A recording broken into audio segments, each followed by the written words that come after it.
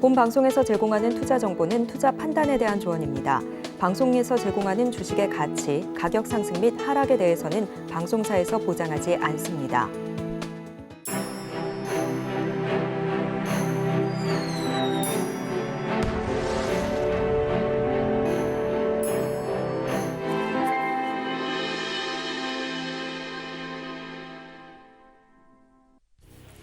네, 여러분 안녕하세요. 크리스마스 이브의 이브 금요일에 인사드립니다. 배트맨 1부 상한가 캐스팅 뽑히면 간다 진행을 맡은 이혜은입니다.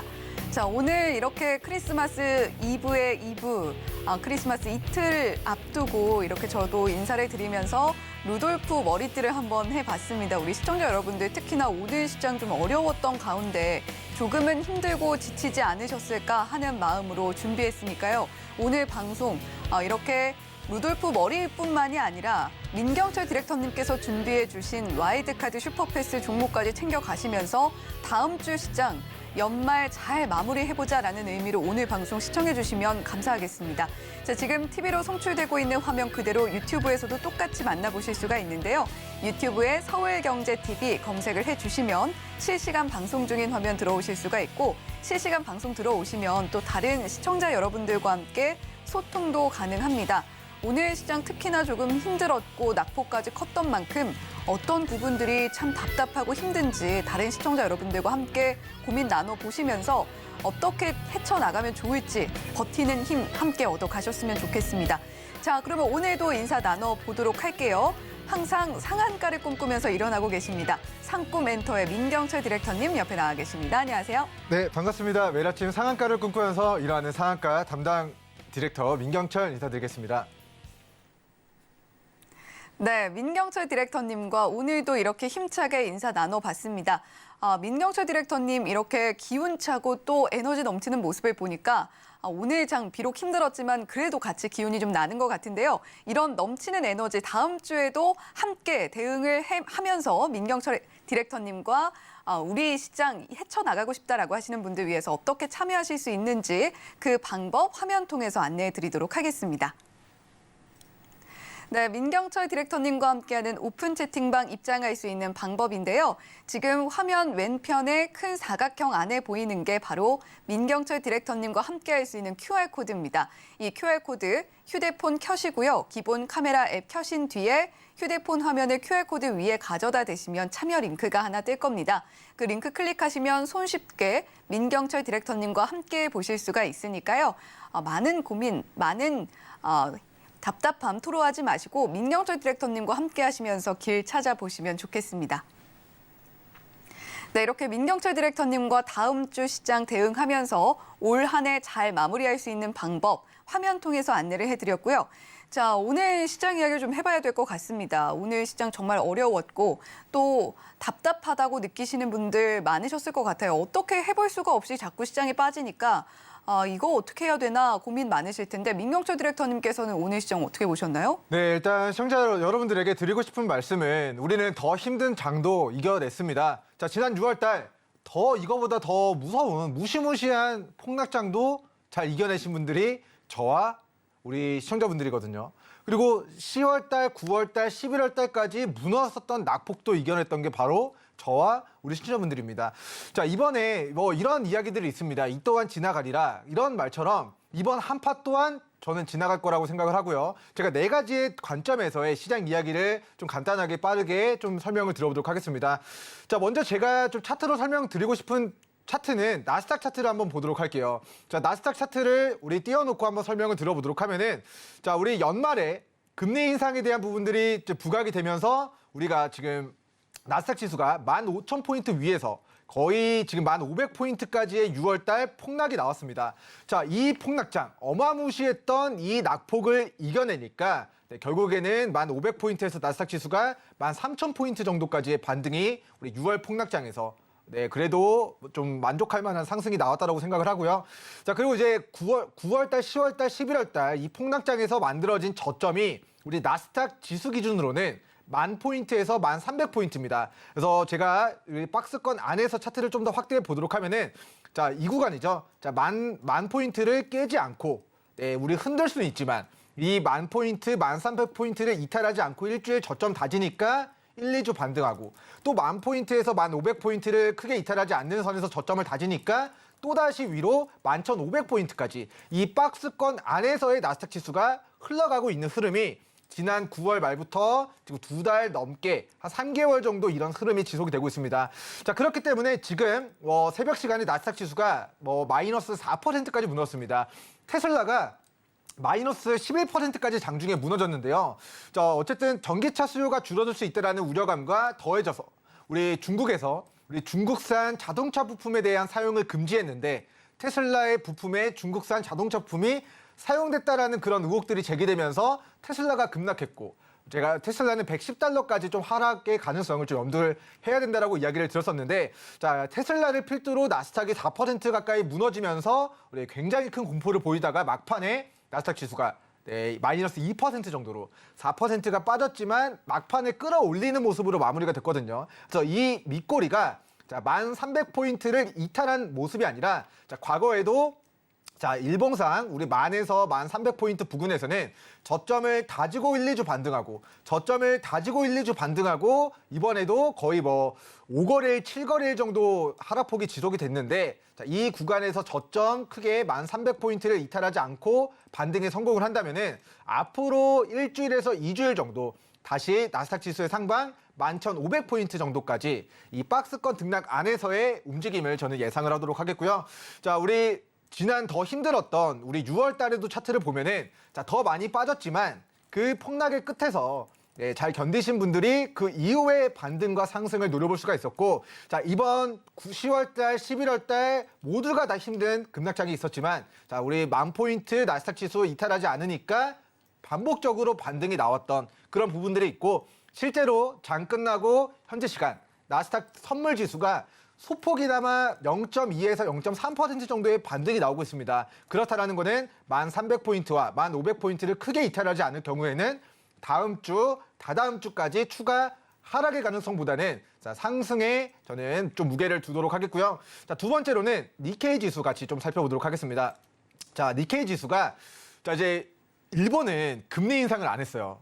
미국은 금리 인상을 했는데 지금 일본은 지금 마이너스 금리가 지금 유지가 되고 있는 상태입니다. 그런데 이제 글로벌 트렌드를 따라가자, 긴축할 수 있다. 이런 우려감들이 나오면서 자, 일본 니케이 지수가 이제 25,500포인트에서 26,000포인트 정도의 추세 하단까지 또 오늘 낙폭을 보인 상황이에요. 그래서 나스닥 지수가 급격하게 무너졌고 우리 니케이 지수도 급격하게 무너졌는데 자, 우리 니케이 지수는 올 한 해 2022년도 1월 달부터 올해 12월 달까지 딱 한 번 빼고는 전부 다 25,500포인트 정도 선에서는 니케이 지수가 거의 높은 확률로 반등이 나왔습니다. 자, 1월 달 반등이 나왔고요. 그리고 3월 달 반등이 나왔고 5월 달 반등이 나왔고 6월 말에서 7월 달 반등이 나왔고 자, 10월 달 폭락장에서도 반등이 나왔습니다. 자, 그렇다라는 거는 우리 니케이 지수의 밑으로의 이 25,500포인트와 26,000포인트는 제가 봤을 때는 이 추세를 아직까지는 이탈한 게 아니기 때문에 자, 25,500포인트에서 오늘 양봉의 캔들이 만들어졌다는 거는 마이너스 1%가 조정을 받긴 했지만 자, 이 지지 구간에서의 더 이상의 낙폭을 키우지 않고 우리가 단기 저점으로 좀 예측을 해볼 수 있는 자, 이 빨간 십자 캔들이 만들어졌다는 거는 이제 슬슬 우리 아시아 증시, 주요 증시인 일본 증시도 단기 저점 부근까지의 낙폭을 가져간 것에 따른 기술적 반등을 짧게는 1, 2주, 길게는 한두 달 정도 길게 바라보고 상승을 노려봐야 된다라는 이야기를 드리도록 하겠습니다. 자, 다음으로 살펴볼 게 자, 그러면 우리 미국 증시도 나스닥 기준 박스권 그리고 니케이 지수도 지금 1년 동안의 박스권 하단까지 조정을 받았다면 지금 매도일까요? 매수일까요? 저는 보유하고 있는 종목들. 개별 종목에 악재가 발발해서 이거 빠르게 매도해야겠다. 이런 게 아니라면 지금 글로벌 증시가 일주일 넘게 단기간에 급락한 것에 따른 대응을 종목을 보유하고 대응 못하신 분들은 추가 대응 통해서 평단가를 낮추고 다음번 무너지더라도 반등할 때 여러분들이 수익으로 잘 마무리하실 수 있기를 바라도록 하겠고요. 지난 6월 달에도 제가 매도 금지 명령을 한번 내려드렸어요. 증시가 무너졌을 때. 그리고 우리가 7월 달, 8월 달, 8월 중순까지 우리 일본 증시와 우리나라 증시가 굉장히 큰 상승이 나오면서 이때 잡았던 종목들이 큰 수익과 행복으로 우리 시청자분들에게 이제 빨간불을 안겨드렸거든요. 그리고 우리가 10월 폭락장, 이 추세 하단에서 잡고 이 추세 하단에서 추가 매수 진행했던 종목들이 시간이 지나고 무너져서 공포스럽지만 잘 이겨내신 분들만 또 수익을 낼 수가 있었습니다. 자, 이번에도 공포스러운 장이에요. 코스닥이 3% 넘게 빠졌고, 그리고 지금 뭐 대주주 양도소득세니 뭐 배당락이니 뭐 여러 가지 긴축이네 뭐네 부동산 가격 꺾이네 안 좋은 부정적인 이슈들이 계속 나오고 있지만 사실 새롭게 나온 이슈는 아니거든요. 우리 매년 대주주 양도소득세에 대한 이슈들 문제화가 됐었는데, 자, 이번에는 사실 조금 뒤통수 맞은 게 조금 있는데 잠시 후에 설명을 드리도록 하고, 어쨌든 니케이 지수 그냥 박스권 등락 안에서의 흐름이다. 우리는 더 힘들었던 6월달 폭락장도 이겨냈고 10월달, 11월달 폭락장도 이겨냈는데, 자, 이번 추세 하단에서 못 버티고 매도하는 못하는 멘탈 무너지는 것보다는 저는 혼자서 좀 멘탈이 무너질 것 같다. 혼자서 너무 고통스럽다. 지금도 소주 몇 병 드셨다, 약주 한 잔 하셨다 하시는 분들은, 자, 여러분들이 이렇게 노랑톡 입장하셔서 앞으로 증시 방향성에 대한 부분들을 조금 더 멘탈 관리 잘 하시면서 연말, 연초 시장 대응 잘 진행해 나가시면 좋을 것 같고요. 자, 어쨌든 이 또한 지나갈 것이다라는 관점에서 이 박스권 하단은 여러분들이 잘 멘탈 케어하시고 보유 종목들 추가 대응 잘 하셔가지고 앞으로의 상승 가도에서 여러분들이 수익을 챙길 수 있는 그런 전략들을 좀 취해가 보시면 좋을 것 같다. 이렇게 좀 이야기를 드리도록 하겠고요. 자, 자세한 얘기는 우리 노랑톡에서 더 이야기를 하겠지만 오늘 방송에서 딱 두 가지만 더 이야기를 시장 이야기 드리도록 하겠습니다. 자, 우리 업종 종합 차트를 보도록 할게요. 지금 코스닥 차트인데요. 자, 아까 살펴봤지만, 자, 지금 나스닥과 이제 니케이 지수가 뭐 2%, 1% 정도 낙폭을 가져갔어요. 그런데 코스닥은 3%가 넘게 빠졌습니다. 자, 왜 코스닥 지수가 이렇게 많이 빠졌을까에 대해서 저도 장 끝나고 정말 많은 생각들을 해봤거든요. 근데 예상했던 거 외로 이제 많은 투자자분들이 대주주 양도소득세 100억으로 알고 있었는데 100억에 대한 우리 양도소득세 요건에 대한 부분들이 이번에 여야 합의를 했는데 기존대로 10억으로 이제 정해지게 되는 것 같습니다. 이제 정치권에서 이제 100억이다라고 원래는 기존 버전은 100억이었는데 이 100억, 50억, 뭐 20억 좀 낮추려고 논의를 하다가 결국에는 10억이 된 것 같아요. 근데 이 10억이 인당, 개인당 10억에 대한 종목당 그리고 개인당 10억이 아니라 나의 이제 부모님과 조부모님과 아들과 손자와 와이프와 와이프의 부모님과 와이프의 이제 조부모님까지 이제 장모님, 장인어른 그리고 이제 조부모님까지 온 가족이 모두 다 합쳐가지고 한 종목당 10억인 겁니다. 그래서 조금 여유가 있으신 분들은 내가 삼성전자 한 5억을 담아놨는데 부모님께서 또한 뭐 1, 2억을 또 들고 계시고 뭐 와이프가 또 1억을 들고 있고 또 위에 장인어른 장모님이 또 1억을 들고 있고 뭐 자녀가 또 한 1억을 들고 있고 그러면은 이게 대주주 요건이 이제 충족이 되는 거거든요. 그래서 예전에 한 몇십 년 전에 차명 계좌를 이제 좀 견제하기 위해서 이제 그런 차명 계좌로 이제 그런 세금이나 탈세 이런 것들 하려고 주식을 뭐 손주 계좌로 하고 이랬던 시절에 이제 돼 있었던 그런 그 대주주 요건에 대한 우리 한 가족이라는 부분이 요즘에 1인 가구가 많음에도 불구하고 그 가족에 대한 범위가 1인 가구가 아니라 혹은 4인 가구가 아니라 자, 위로 2칸, 밑으로 2칸, 옆으로 한 칸에 위로 2칸까지 이제 대주주 양도소득세 요건에 좀 해당이 되게 되면서 결국에는 100억 이상이면은 별로 이렇게 크게 신경 쓰지 않아도 될 것 같은데라고 방심했었던 이 대주주 양도소득세에 대한 부분이 갑자기 10억으로 바뀌고 그 10억이 종목당, 개인당 10억이 아니라 그 큰 범위에서의 우리 가족에 한해서 이제 10억이다라는 그런 부분들 때문에 사실 이게 알기가 어렵거든요. 우리 조부모님들 계좌까지 다 열어가지고 어떤 종목 얼마나 들고 있는지 다 알 수가 없기 때문에 자, 그런 관점에서 오늘 코스닥 지수가 조금 더 뭐 시장이 나스닥 2%, 니케이 1% 빠진 거에 비하면은 더 조금 공포스럽게 좀 조정을 받은 게 아닌가 싶습니다. 자, 그런데 개인적으로는 뭐 걱정하지 않으셔도 되는 이유는 첫 번째는 나스닥과 니케이가 어차피 우리 추세 하단에서 반등을 시도하면은 코스닥은 따라가게 될 거라는 관점에서 자, 다음 주 우리 코스닥 660과 680포인트를 깨지 않는 선에서 자, 반등에 성공하는지만 잘 체크를 하시면 좋을 것 같고요. 자, 지난 10월 달 우리가 증시가 무너졌을 때 잘 잡으신 분들이 반등하는 과정에서 수익을 낼 수 있었듯이 지금 이미 물은 엎질러졌고 여기서 어떤 종목을 내가 들고 가야 될 것인가에 대한 부분들, 그리고 내가 보유하고 있는 종목들 어떻게 추가 대응해서 우리 앞으로 짧게는 1, 2주, 길게는 지난 10월 달부터 12월 초까지 2개월 정도의 반등이 나왔고, 그리고 지금 1, 2개월 정도의 조정이 있었기 때문에 앞으로 길게 바라보면은 2달 정도, 한 달에서 2달 정도 긴 호흡에서 우리가 무너지면서 공포스럽지만, 자, 우리 작년이 아니죠. 자, 9월달, 10월달, 11월달 폭락장도 잘 이겨내니까, 잘 견뎌내니까 또 좋은 날이 있었거든요. 그래서 이번에는 자, 우리가 보유하고 있는 종목들 평단가를 잘 관리하고 물량을 모아가고, 네, 우리 시청자들 포기하지 마시고, 네, 멘탈 관리 잘 하시면서 다음번 상승턴, 짧게는 저는 보름 정도, 길게는 한두 달 정도의 반등을 충분히 우리 시장에서도 노려보시면 좋을 것 같다라는 이야기 드리도록 하겠고요. 자, 어쨌든 대주주 양도소득세에 대한 공포감은 조금 묻어두셔도 되는 게, 양도소득세라는 거는 수익이 나면 그 수익의 한 20몇 %를 떼는 거거든요. 근데 어차피 여러분들 중에서 이제 대주주 양도소득세 수익을 낼 정도로 많은 수익을 내고 계신 분들이 아마 지금은 우리 시장에서 많이 없으실 거기 때문에, 어쨌든 대주주 요건에는 해당되나 이런 대주주 요건에 따른 우리 증시의 다음 주 급락보다는 나스닥과 니케이가 반등하면서 코스닥도 상승 가도를 좀 개인적으로 예측을 하도록 하겠습니다. 네, 우리 시장 오늘 특히나 굉장히 힘든 흐름을 보여줬음에도 불구하고 민경철 디렉터님께서는 우리는 지난 하락장도 견뎌왔기 때문에 이번에도 조금 더 기다려보자라는 이야기 해주셨습니다. 조금 더 힘내시고 조금 더 기운 차리시면서 연말 잘 마무리하셨으면 좋겠다라는 생각이 다시 한번 들겠고요. 자, 민경철 디렉터님께서 지난 관심주로서 또 제시를 해주셨던 종목들도 한번 체크를 좀 해보면 좋을 것 같습니다.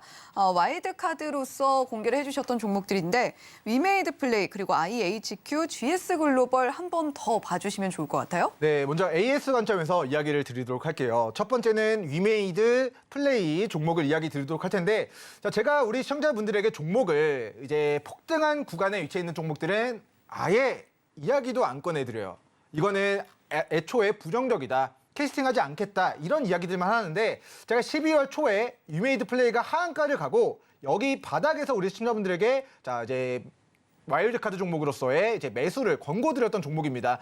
자, 이 종목이 고점도 낮아지고 있고요. 그리고 이제 저점도 낮아지고 있는 전형적인 우하향 추세입니다. 그런데 자, 저점에 사면 우리가 지난 3월 달부터 5월 달까지, 4월 달, 5월 달까지 2달 정도 되는 기간 동안에 우리가 또 상승이 나오고요. 또 6월 달 폭락장에서 또 매수를 하니까 또 한 2달 정도 지나서 8월 달 정도까지 주가가 18,000원짜리가 28,000원까지 또 50% 정도의 수익이 나오게 됩니다. 그래서 무너질 때는 위메이드 플레이가 굉장히 고통스럽고, 이 친구 왜 이러지? 우리 나에게 너무 큰 고통을 안겨주는데 라고 하다가 막상 증시가 반등하고 게임주가 반등하니까 우리 썬데이 토즈였죠. 우리 애니팡 만들었던 회사가 단기간에 18,000원에서 28,000원까지 50% 행복을 또 안겨줍니다. 자, 근데 여기서 끝나는 게 아니라 계속 이 추세 하단에 닿을 때마다 자, 몇십 %의 상승을 꾸준하게 안겨주고 있는 종목이에요. 그래서 지금은 10년 만의 저점인데 이 12,000원 정도, 네, 우리 하한가 기록하고 유믹스 코인이 상장 폐지되느냐 안 되느냐에 따른 공포감 때문에 무너졌던 구간대에서 이렇게 바로 쭉쭉쭉 시세가 나온 게 아니라 자, W자 형태로 이제 지금 좀 조정을 주고 있는 것으로 보여집니다. 그래서 제가 우리 시청자분들에게 위메이드 플레이로 이제 수익을 안겨드렸지만, 자, 일부 비중을 보유하고 계시는 분들이 분명히 계실 거예요. 근데 그런 물량들을 빠르면 뭐 1월 1주차까지 1, 2주 이내에 자, 15,000원을 뚫어내고 추가 시세가 나온다면 익절로 대응을 하시면 좋을 것 같고요. 자, 만약에 증시 상황이 조금 불안정해서 뭐 여러 가지 뭐 뒤숭숭하고 해가지고 한 번 더 이 추세 하단까지 조정을 받는다, 이렇게 W자 형태로 올라간다라고 한다면은 저는 우리 위메이드 플레이 1월 1주차가 아니라 2월 초까지 충분히 반등을 노려보시면서 우리 시청자분들이 자, 과거에도 추세 하단 다이고 2달 동안 몇십 % 올랐다. 자, 지난 6월 달에도 18,000원에서 28,000원까지 한두 달 만에 또 50% 정도가 올랐고, 자, 이번에도 15,000원 정도 가격에서 22,000원 정도까지 또 40% 정도의 시세가 또 한두 달 정도 나왔습니다. 그렇다라는 거는 우리 위메이드 플레이가 이번 연도 계속해서 주가가 우하향을 기록하고 있지만 이 추세 하단에서는 한두 달 정도의 우리 기술적 반등을 예상하도록 하면서, 자, 혹시나 수익 내고 이제 매도를 하셨던 분들도 빠지면 제공략 관점으로, 그리고 수익 내고 남은 비중 보유하고 계신 분들도 뭐 짧게는 1월 1주차까지 들고 가보자. 그리고 1월 1주차까지 15,000원 돌파 흐름이 안 나온다라고 한다면은 보유 기간을 늘려서 2월 1주차까지, 2월 초까지 좀 바라보면 좋을 것 같다라고 AS 드리도록 하겠고요. 자, 다음 종목은 제가 큰 거 온다라고 좀 이야기를 드렸던 종목이에요. 자, 제작진분들이 큰 거 온다라고 하니까 아마 긴장을 많이 하셨을 것 같아요. 갑자기 생방송 중에 어제 화장실 가는 게 아닐까라고도 이제 생각을 하셨을 수도 있을 것 같은데, 자, 어쨌든 IHQ라는 종목이 최근에 이제 엔터, 영화, K 콘텐츠 이런 종목으로서의 시세가 지금 나오고 있는 종목입니다. 자, 이 종목의 1,000억 이상을 쥐고 있는 큰 손들의 단가가 500원에서 600원 정도에 보유하고 있다라고 이야기를 드렸었는데, 자, 제가 추정하는 가격은 그 가격이고요. 공시로 확인이 돼 있습니다. 어쨌든 그런 물량들이 500원대의 주식시장에 지금 풀린 그런 상황이고요. 그래서 2,800만 주에 대한 평단가가 약 500원 정도 형성이 되어 있는 상황에서 이 종목의 계열회사가 이제 2월 24일에 50억 정도 3자 유증을 찍는 모멘텀이 예정돼 있습니다. 그래서 이 종목도 지금 증시가 무너져서 직전의 저점 수준까지의 낙폭을 확대한 상황입니다. 그래서 저는 이 IHQ 종목 420원과 430원, 과거의 시세를 반납한 430원에서 최근 한 달 동안 단기간에 한 80%의 단기 시세가 나왔거든요. 근데 이번에 이제 전환사채 물량이 2,800만 주가 풀린다. 그 물량이 500원에 풀렸기 때문에 지금 가격보다 10% 비싼 가격에 전환사채 사주권자들이 500원의 물량을 가지고 있다는 거는, 자, 이 종목에 개별악재가 발생해서라기보다는 시장이 빠져서 이 직전에 이중바닥 구간까지 낙폭을 가져가고 있는 것이므로, 자, 2월 24일 공시 보면은 이 회사의 계열회사인 KH 필룩스라는 상장사가 이 회사 주식을 주당 650원에 50억치를 취득하는 모멘텀이 있습니다. 그래서 실제로 2월 24일에 50억이 회사로 납입될지 안 될지는 지켜봐야 되는 이슈지만, 현재가보다 30-40% 비싸게 계열회사가 이 종목의 주식을 취득한다는 부분들이 앞으로 이제 주식시장에는 우리 증시가 반등하는 과정에서의 상승 동력으로 작용할 수 있지 않을까라는 관점에서, 자, 전저가 420원 깨지 않을 경우에는 유상증자 납입일까지 1, 2주, 길게는 한 달 이상의 반등을 충분히 노려보시면 좋을 것 같다라고 좀 이야기를 드리도록 하겠고요. 자, 마지막 AS를 드릴 종목은 어제 방송에서 이야기를 드렸던 GS 글로벌입니다. 자, 이제 대한민국도 글로벌하게 가야 되고, 어쨌든 철강과 석유화학 제품들 이런 물건들을 이제 전 세계적으로 유통하고 종합 물류 상사의 역할을 하는 그런 회사가 되겠습니다. 자, 국내 대기업뿐만 아니라 중국의 철강 회사들, 이런 회사들로부터 다 이거 유통하고 이제 종합 상사하면서 이제 트레이딩하는 걸 넘어서서 인도네시아의 석탄, 광산을 지분을 취득해가지고 실제 에너지 자원을 채굴할 수 있는 그 라이센스까지 지금 취득한 상황이 되겠는데요.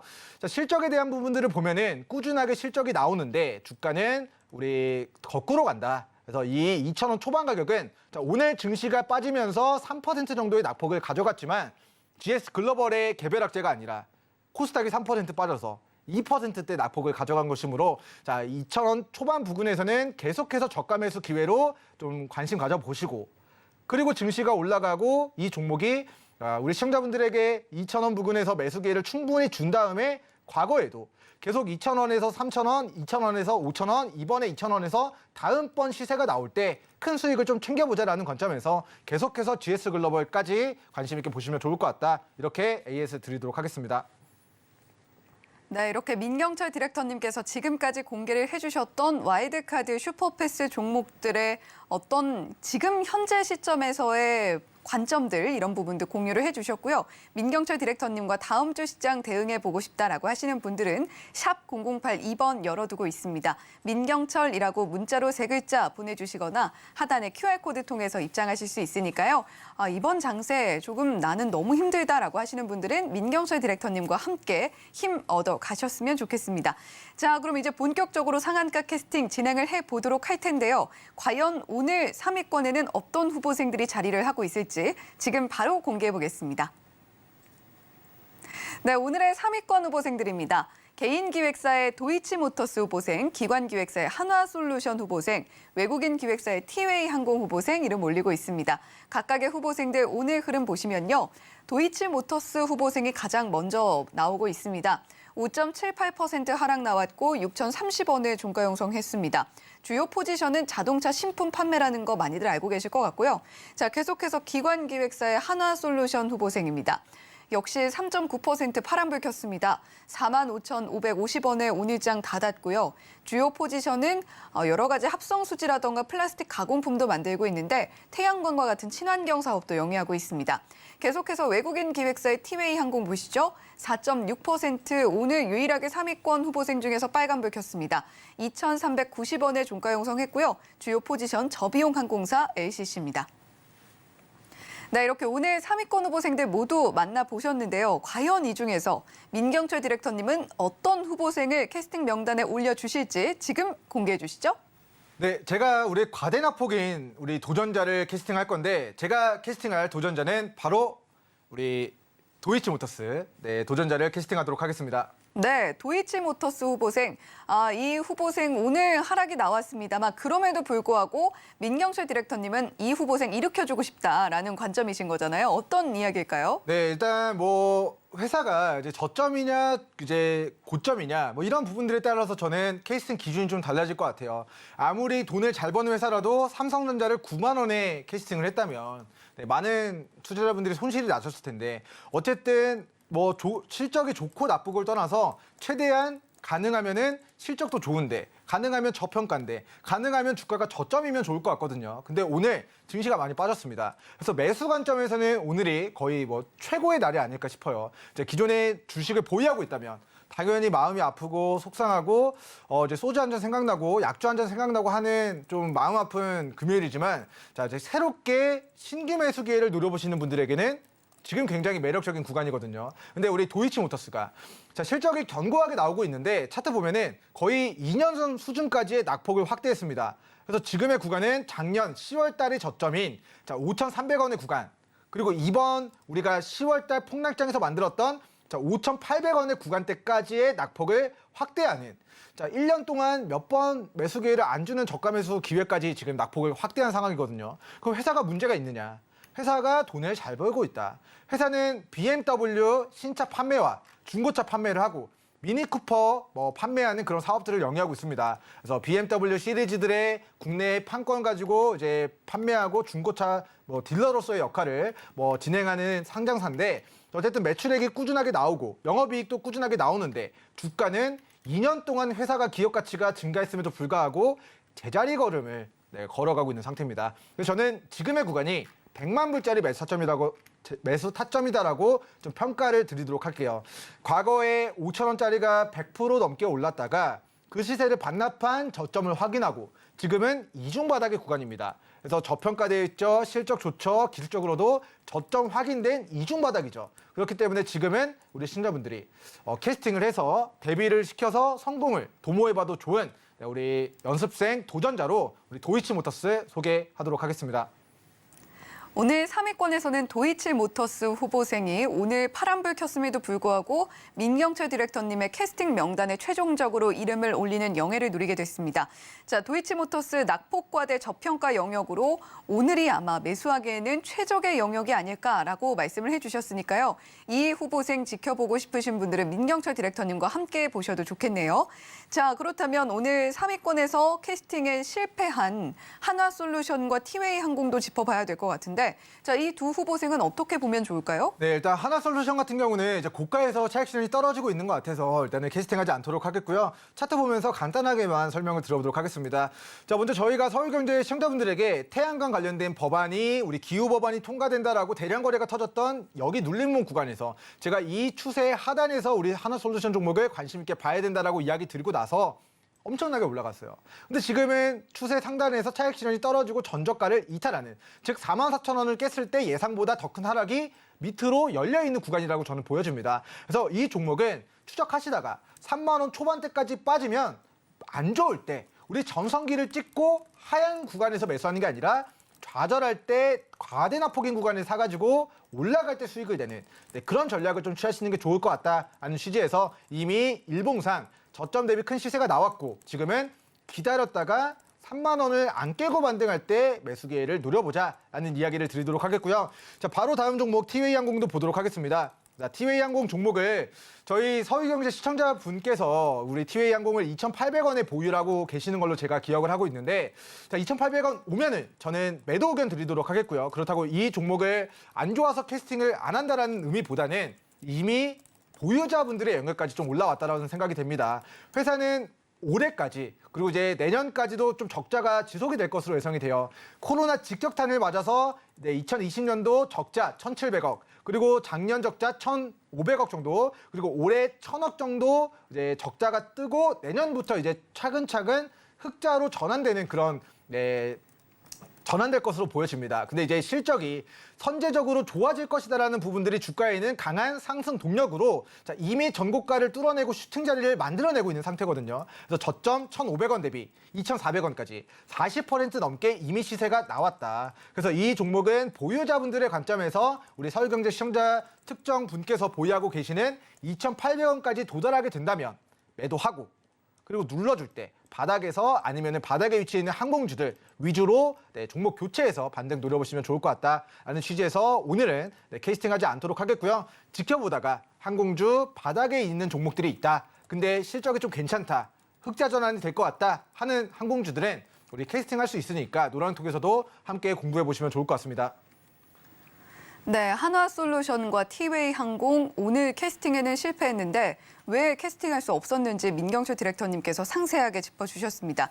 한화솔루션 같은 경우는 고가에서 매물이 다시 출회되고 있는 흐름을 보이고 있기 때문에 지금 보기에는 아직 이르고요. 3만 원을 깨지 않고 반등하는 그 시점에 한화솔루션 지켜보면 좋겠다라고 정리해 주셨고, 티웨이 항공은 최근에 LCC 관련주에 주목이 많이 되고 있는 모습입니다. 하지만 신규 접근 관점으로 볼 후보생은 아니고 더욱더 좌절해 있는 후보생들 지켜볼 때가 아닌가라는 이야기 해주셨으니까요. 자, 오늘 3위권에서는 도이치모터스가 최종적으로 캐스팅이 됐다라는 점에 더욱더 집중을 해보시면 좋겠습니다. 자, 계속해서 2위권에는 어떤 후보생들 자리하고 있는지 지금 만나볼게요. 오늘의 2위권 후보생들입니다. 개인기획사의 TYM 후보생 이름 올렸고요. 기관기획사의 실리콘투 후보생, 외국인 기획사의 기업은행 자리하고 있습니다. 각각의 후보생들 오늘 흐름 함께 살펴보시죠. 먼저 개인기획사의 TYM 후보생입니다. 3.97% 하락이 나왔고요. 2,785원에 종가 형성되어 있습니다. 주요 포지션은 농기계라고 많이 알고 계실 것 같은데 트랙터나 콤바인 같은 이런 기계 전문으로 영위하고 있습니다. 자, 계속해서 기관기획사의 실리콘투인데요. 12.48% 오늘 크게 좀 낙폭을 가져갔던 모습이었습니다. 2,875원에 오늘장 닫았고요. 주요 포지션은 화장품입니다. 계속해서 외국인 기획사의 기업은행입니다. 오늘 보합으로 마무리했습니다. 11,100원에 장 닫았고요. 주요 포지션은 대출이라던가 예금이라던가 이런 은행업 하고 있습니다. 네, 이렇게 2위권 후보생까지 모두 만나봤습니다. 오늘 각각의 후보생들 중에서도 파란불 켠 후보생들이 많은 걸 보니까 오늘장이 얼마나 힘들었는지 또 한 번 좀 체감을 하게 되는 것 같은데요. 그럼에도 불구하고 민경철 디렉터님께서 주목하고 계신 후보생은 어떤 후보생일지 지금 공개해 주시죠. 네, 2위군에서는 든든한 후보생을 캐스팅하도록 할 텐데요. 저는 기업은행 도전자를 캐스팅하도록 하겠습니다. 네, 기업은행을 캐스팅하겠다. 자, 이 후보생 같은 경우에는 최근에 좀 이렇게 부침이 좀 있었던 것 같은데, 자, 어떤 관점에서 캐스팅해 주시는 건가요? 일단은 우리 대주주가 기획재정부입니다. 거의 대한민국 정부가 중소기업들을 지원하기 위해서 우리 기업은행을 만들었고, 기업은행이 그동안 중소기업들을 지원해주고 망할 것 같은 기업들 돈도 조금 수혈해주고 이런 쪽으로 좀 공공기관의 공공재로서의 역할을 좀 진행을 해줬던 상장사가 아닐까 싶은데요. 자, 차트 보면서 좀 추가 설명을 드리도록 하겠습니다. 자, 이게 크게 보면은 2만 원에서 5천 원까지 무너졌고 이제 막 11,000원을 뚫어내면 위로 큰 상승이 나올 수 있는 구간이에요. 근데 우리 은행주다 보니까 실적이 굉장히 안정적으로 꾸준히 나오는데 기준금리도 미국이 올리고 한은이 올리고 실적도 내년에는 더 좋아질 것으로 예상이 돼요. 근데 주가는 우리가 코로나 폭락장 이후에 이 11,500원 구간을 계속 돌파하지 못하고 있는 움직임들이 나타나고 있습니다. 그래서 저는 11,500원의 구간이 이제 한번 소화를 하면은 위로의 큰 상승이 과거에 나왔던 것처럼 과거의 지지 구간인 이 11,500원의 구간의 변곡점을 뚫어내면은 자, 이제 은행주도 금리 인상 수혜주로 대형주도 좀 상승 가도를 좀 달릴 수 있지 않을까라고 좀 기대가 되는 종목인데 자, 조건부로 캐스팅을 하는 이유는 자, 바로 잡지 말고 여기 구간이 단기 구간에서는 저항 구간이니까 욕심을 부리자면 자, 9,000원에서 10,000원 정도 이 저점이 높아져 나가고 있는 우상향 추세인데 이 추세가 결국에 이제 맞닥뜨려지면은 자, 위로든 아래로든 시세가 나올 것 같거든요. 그러면 이때 우리는 가능한 베스트는 자, 9,000원에서 10,000원까지 빠지고 반등할 때 공략해서 우리는 좀 수익을 좀 노려보자라는 관점에서 네, 기업은행 종목을 좀 캐스팅하도록 하겠습니다. 네, 2위권에서는 기업은행이 캐스팅을 확정지었습니다. 만약에 11,500원대 변곡점을 뚫어낸다라고 하면 은행 대형주로서도 상승 가도를 달릴 수 있지 않을까라는 관점에서 캐스팅을 해주셨는데 다만 조건부 캐스팅입니다. 우리가 이 기업은행이라는 후보생을 잡아야 하는 구간이 과연 어디인가라고 봤을 때는 9,000원에서 10,000원대다라는 그 점도 기억을 반드시 해주셔야겠습니다. 자, 그렇다면 지금 TYM 후보생과 실리콘2 남아있는데 이 두 후보생은 어떻게 보면 좋을까요? 네, 먼저 TYM 종목은 이미 열차가 좀 날아갔다라고 표현을 하도록 할게요. 이제 즉 고점이란 얘기겠죠. 차트 보면서 추가 설명드리도록 하겠습니다.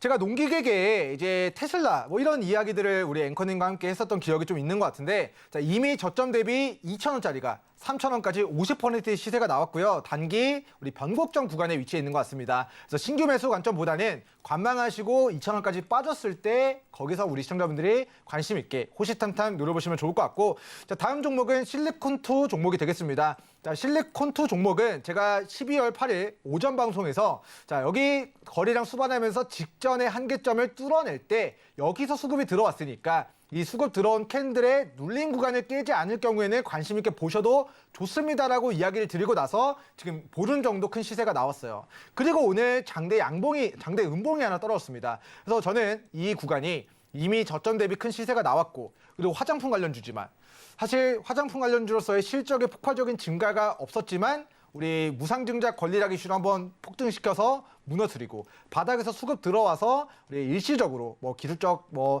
이렇게 수급으로 인한 뭐 주가의 부양이 있었던 것이지 실질적인 실적이 폭발적으로 증가한 부분들은 없었다. 그래서 테마주 형태, 급등주 형태로 이미 시세가 크게 분출된 상황에서 차익 실현도 떨어졌기 때문에 가능한 이 종목은 수급이 들어왔었던 캔들의 눌린 구간 2,000원에서 2,500원 정도까지 충분히 눌러주기 전까지는 관망하시는 게 좋을 것 같다. 그래서 저는 캐스팅하지 않았다라고 설명드리도록 하겠습니다. 네, TYM과 실리콘2 이 두 후보생은 2위권에서 캐스팅된 데 실패했는데요. TYM은 저점 대비 50% 급등한 고점이라고 보여지기 때문에 캐스팅하지 않았다라고 말씀해 주셨고 실리콘2는 테마주로서 실적의 상승이 따로 없이 테마주 형태로 움직였던 부분이 있기 때문에 지금은 신규 접근의 구간이라고 하기보다는 차익 실현의 구간으로 보인다라고 정리를 해주셨습니다. 자, 이렇게 2위권에서는 최종적으로 기업은행이 조건부 캐스팅에 확정이 됐고요. 자, 계속해서 1위권에는 어떤 후보생들이 있을지 지금 만나보시죠. 오늘의 1위권 후보생들입니다. 개인기획사의 제주은행 후보생, 기관기획사의 BNK금융지주 후보생, 외국인 기획사의 한국전력 후보생 자리하고 있습니다. 각각의 후보생들 오늘 흐름도 함께 살펴보시죠. 먼저 개인기획사의 제주은행 후보생입니다. 9.06% 역시 파란불 켰고요. 9,640원에 오늘장 닫았습니다. 주요 포지션은 은행 업무, 신탁 업무 이런 은행 업무 주로 하고 있고요. 자, 계속해서 외인 기획사의 BNK금융지주입니다. 자, 기관기획사군요. 기관기획사의 BNK금융지주 0.82% 하락이 나왔고 7,250원에 오늘장 마무리했습니다. 주요 포지션은 경영관리, 금융지주회사라고 보시면 되겠고요. 자, 계속해서 한국전력 후보생입니다. 이 후보생은 21,900원에 오늘장 닫았고 0.69% 상승 나왔습니다. 주요 포지션은 전력자원도 개발하고 있고요. 여러 가지 발전이라던가 송전이라던가 전력사업 영위하고 있습니다. 네, 이렇게 1위권 후보생까지 모두 만나보셨습니다. 자, 그렇다면 과연 민경철 디렉터님께서는 어떤 후보생에 좀 눈길이 가고 있을지 그 부분이 참 궁금한데 자, 민경철 디렉터님 1위권 캐스팅 후보 공개해 주시죠. 네. 일단 먼저 우리 1위군 후보생들의 이름만 딱 봐도 증시가 빠질 때 공포스러우니까 대형주로 수급이 다 좀 이동이 된 것 같아요. 그래서 제가 봤을 때는 그래도 이 이름만 들어도 셋 다 망하지 않은 회사거든요. 건실한 회사인데 안 좋다가 아니라 그래도 제가 조금 키웠을 때, 가다 들었을 때, 좀 대비시켰을 때 성공시킬 수 있을 것 같다라는 느낌이 조금 드는 우리 도전자는 우리 BNK 금융지주를 캐스팅하도록 하겠습니다. 네, BNK 금융지주를 캐스팅하겠다라고 밝혀주셨는데 자, 어떤 관점에서 캐스팅을 확정을 지으셨는지도 한번 들어볼게요. 네, 먼저 이제 은행주고요. 이제 부산과 경남 지역의 부산은행과 경남은행 뭐 이런 그 은행들을 계열회사로 보유하고 있는 자, 금융지주 회사가 되겠습니다. 자, 이 회사가 실적이 굉장히 잘 나오고 있어요. 작년 한 해 동안 영업이익이 1조 나왔고요. 그리고 올해는 자, 이미 3분기, 아직 4분기 실적 발표도 안 됐는데 이미 영업이익 1조를 초과 달성했습니다. 자, 뭐 저축은행과 이런 뭐 여신, 뭐 대출 업무 이런 쪽으로도 진행을 하다 보니까 금리 인상에 따른 수혜주로서 실적이 올해보다 내년에 더 좋아질 것으로 또 예상이 되는 종목 중에 하나예요. 자, 근데 이제 주가에 대한 부분들은 작년 9,000원에서 6,000원까지 조정을 받았고 지금 과거에 이제 그 저항 구간이었던 구간 이 6,000원을 뚫어내면서 9,000원까지 갔다가 이번에 폭락장에서 6월달 폭락장 그리고 이제 10월달 폭락장에서 6,000원까지 조정을 받고 지금은 이 7,000원 구간의 변곡점을 뚫어내고 슈팅 자리를 좀 만들어낸 모습이에요. 근데 저는 우리 시청자분들에게 가능한 올라간 종목보다는 빠져있는 종목들을 좀 다뤄드리려고 했는데 오늘 1위군에서는 워낙 종목들이 안정감이 있다 보니까 바닥까지 낙폭을 가져간 종목들이 없었더라고요. 그래서 저는 그래도 그나마 과거의 저항이었으나 여기를 뚫어내면서 강한 시세가 나왔던 우리 7,000원 부근과 그리고 6,000원 부근에서 조정 시 이 6,000원에서 7,000원 구간 조정 시 분할로 우리가 시청자분들의 물량을 모아가기 좋은 우리 금리 인상 수혜주 우리 BNK 금융지주 종목을 좀 이야기를 들어보도록 하겠고요. 자, 이게 종목이 바로 날아가면은 매수하지 마시고 이제 6,000원, 7,000원까지 다시 빠져준다. 그러면 그 기회를 잘 활용해서 좀 대응 전략 세워가 보시면 좋을 것 같고요. 자, 그리고 이제 다음 주에 배당 날일이 예정돼 있습니다. 그리고 이제 BNK 금융지주가 아마도 우리 금융지주면은 배당을 많이 해주겠죠. 그래서 뭐 시간 관계상 뭐 이야기에 대한 부분들은 어쨌든 뭐 다음번에 넘어가도록 하겠지만 자, 작년 기준으로 작년 주주분들에게 시가 기준 약 6% 정도의 배당을 진행했습니다. 그러면 다음 주에 배당이 끝나면 주가가 한번 무너질 거예요. 무너지면은 6,000원, 7,000원 부근에서 싸게 잡아놓으면은 다음번 기술적 반등을 우리 시청자분들이 노려보쳐라. 이렇게까지만 힌트 드리도록 하겠습니다. 네, BNK 금융지주가 오늘 1위권에서 캐스팅을 확정지었습니다. 실적이 내년에 더 좋아질 것으로 보인다라는 점 짚어주셨고 만약에 바로 날아간다라고 하면 잠시 놓아주셨다가 6,000원에서 7,000원대로 조정을 받을 경우에 분할로 접근하는 조건으로 캐스팅해 주셨다라는 점 정리해 드리도록 하겠습니다. 자, 그렇다면 지금 제주은행과 한국전력 남아있거든요. 이 두 후보생은 어떻게 바라보면 좋을까요? 간단하게 들어볼게요. 네, 먼저 제주은행은 이미 시세가 크게 나왔습니다. 차트 보면서 추가 설명 드리도록 할게요. 자, 저희가 여기서 공략주로 공략을 했고요. 여기서 방송에서 대시세 초입이다라고 이야기 드렸고 이미 100%, 200%가 상승이 나왔습니다.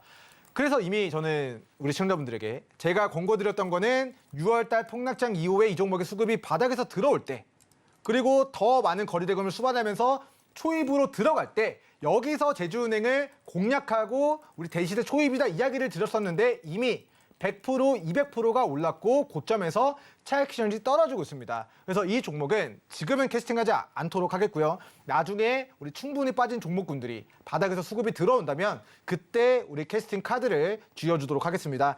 다음은 한국전력입니다. 이게 한국전력이 계속 적자를 기록하다가 자, 이번에 이제 전기세 인상될 수 있다라는 모멘텀 때문에 이제 저점 10,000원 중반 대비 2만 원 초반까지 시세가 이제 나오게 된 것 같아요. 그래서 이 시세가 나왔을 때 한국전력 보유하고 계신 분들은 어느 정도 이제 평단가까지 올라오면은 저는 좀 비중을 축소하시는 걸 좀 권고드리고 싶습니다.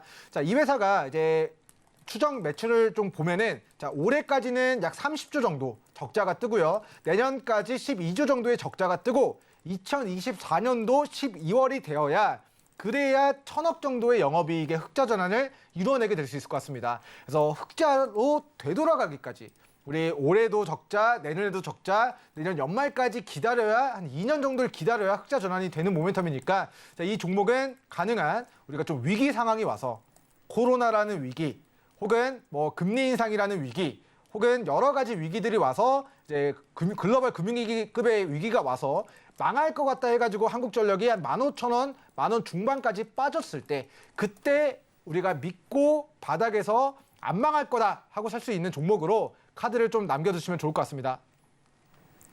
네, 제주은행과 한국전력 오늘 캐스팅에 실패했는데 제주은행은 금리 인상 테마주였죠. 이미 큰 시세를 분출했고 거기에 인터넷은행 전환설로 어제 오늘 급락이 나오고 있는 만큼 좀 주의할 필요가 있다라고 이야기해 주셨고 자 그리고 한국전력 전기세 인상 기대감으로 상승이 나오긴 했습니다만 흑자 전환은 현 시점에서는 좀 요원해 보이는 부분이 있기 때문에 역시 캐스팅하지 않겠다라고 말씀을 해주셨습니다. 자 따라서 오늘 1위권에서는 BNK 금융지주가 압도적인 모습으로 캐스팅이 확정이 됐다라는 이야기 전해드리도록 하겠고요. 자, 민경철 디렉터님께서 과연 오늘은 어떤 와일드카드 준비를 해주셨을지 궁금하실 겁니다. 민경철 디렉터님과 함께 카운트다운 하면서 공개해 보도록 할게요. 카운트다운 함께 하시죠. 3, 2, 1. 네, 오늘의 와일드카드입니다. 우리바이오 가지고 와주셨네요.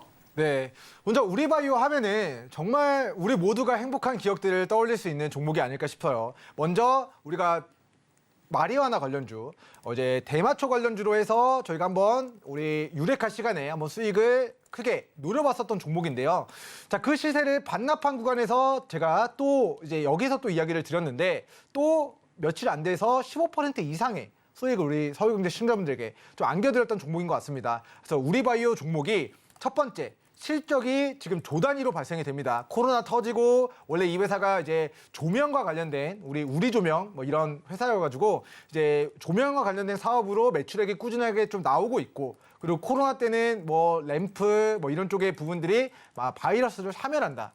이런 테마로 한번 시세가 나왔다가 그리고 그 시세를 반납한 바닥에서 우리가 빠지면 계속해서 단기적인 시세가 반복적으로 나타나고 있는 그런 종목이 될 것 같아요. 그래서 회사의 이름은 바이오 쪽에 이제 테마가 좀 붙어 있지만 이제 의료용 뭐 테마로도 부각이 될 수 있고 그리고 실적이 견고한 저평가 종목이라서 지금의 추세 하단에 우리 뭐 3,000원 부근은 뭐 2,800원 정도 손절가 몇백 원 조금 잡고 공략을 했을 때 위로는 상대적으로 큰 상승을 노려볼 수가 있지 않을까라는 이야기를 드리도록 하겠고요.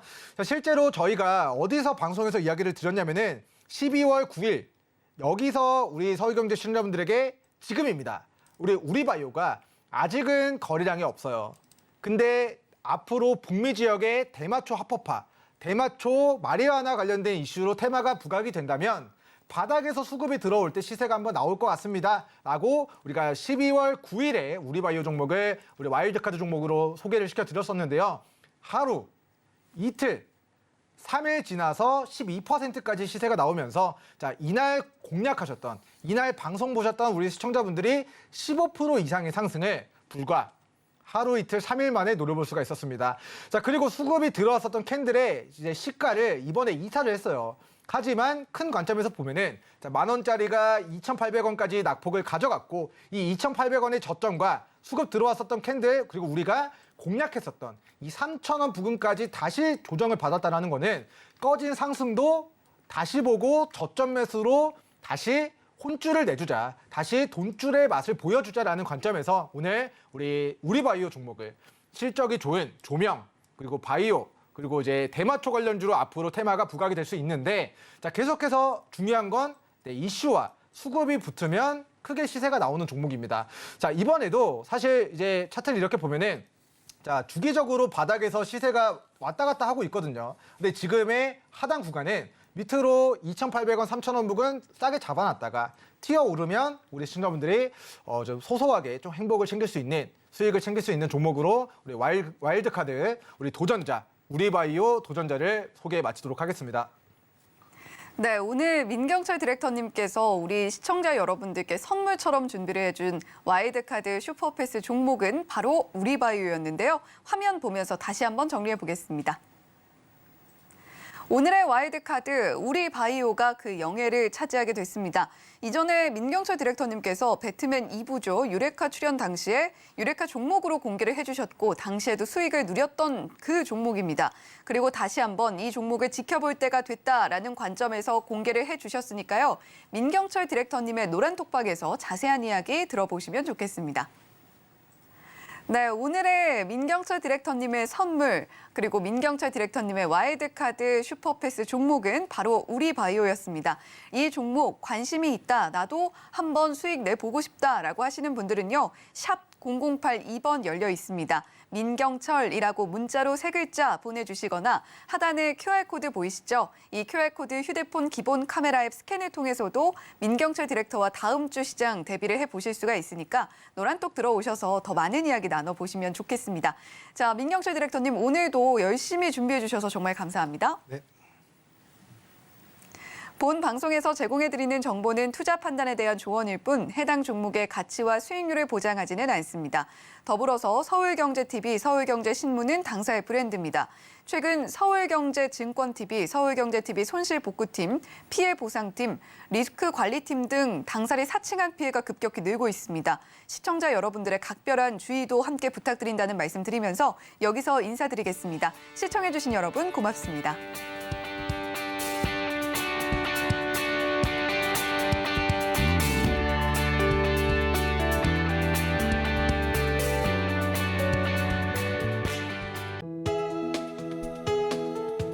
본 방송에서 제공하는 투자 정보는 투자 판단에 대한 조언입니다. 방송에서 제공하는 주식의 가치, 가격 상승 및 하락에 대해서는 방송사에서 보장하지 않습니다.